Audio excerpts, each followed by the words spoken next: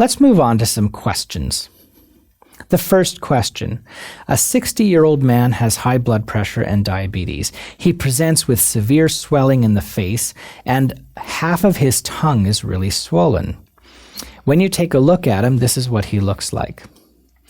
He had been given enalapril previously, hydrochlorothiazide, and an oral anti-diabetic drug. Which of the drugs is the likely culprit? Is it aspirin? Is it enalapril? Hydrochlorothiazide, the new unnamed diabetic drug, or this is some kind of an environmental allergy? Right, this is enalapril. Now, this patient is showing classical signs of angioedema, which is a relatively rare complication sometimes seen in patients taking ACE inhibitors. It would be inadvisable to start an ARB because there's a 10% cross-reactivity between ACEs and ARBs. Treatment is supportive and withdraw the medication. Angioedema often looks like the person has a huge red face as well.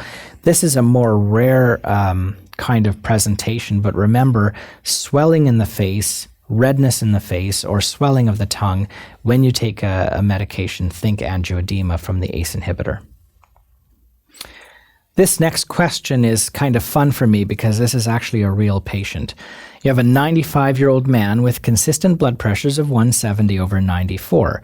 He's on no medications and he has no other diseases and looks 30 years younger than his stated age.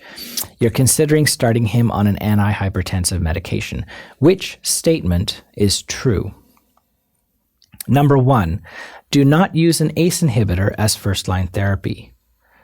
B, do not use a beta blocker as first-line therapy. C, do not use a calcium channel blocker as first-line therapy. D, do not use a direct renin inhibitor as first-line therapy. And E, do not prescribe any drugs because he's too old. This is a great question because it brings up a whole bunch of issues, both pharmacological and ethical. First of all, let's talk about beta therapy.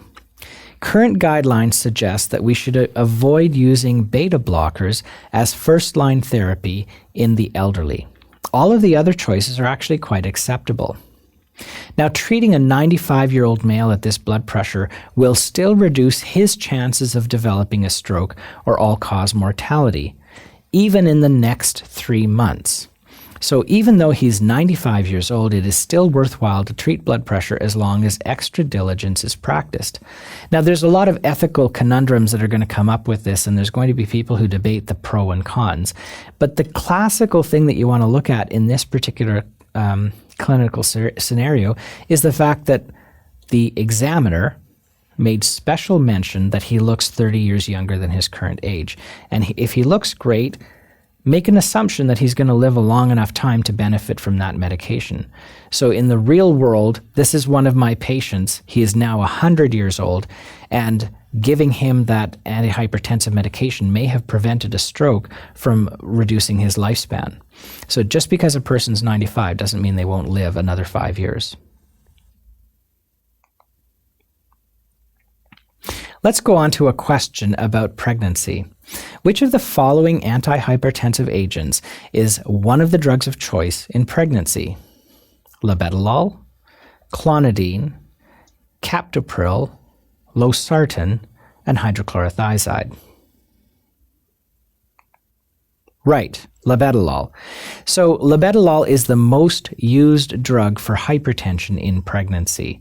Clonidine is definitely not what we want to use. Remember that of the alpha blockers, of the alpha-2 blockers, clonidine is not our choice here. We can use Aldomet, which is its sister drug.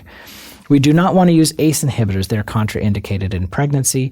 We do not want to use ARBs. They are also contraindicated in pregnancy. So C and D can cause fetal abnormalities. And finally, hydrochlorothiazide is also believed to cause fetal abnormalities. And if we can avoid it, we should. The only drugs we use for hypertension in pregnancy with any semblance of comfort is labetalol, alpha-methyl dopa or Aldomet, and in some cases a calcium channel blocker, but only after the first trimester is over. In terms of breastfeeding patients, calcium channel blockers are the drug of choice because they are not secreted in milk. Drugs like labetalol are seen in very microscopic levels in breast milk. So what I often do with my patients is I switch them from labetalol to a calcium channel blocker postpartum if they still need it. Most cases of gestational hypertension, actually you can stop the medication and the blood pressure problems go away when they've delivered. That's it. I hope you enjoyed the lecture, and I hope that it illuminated some difficult concepts in hypertension management. Good luck.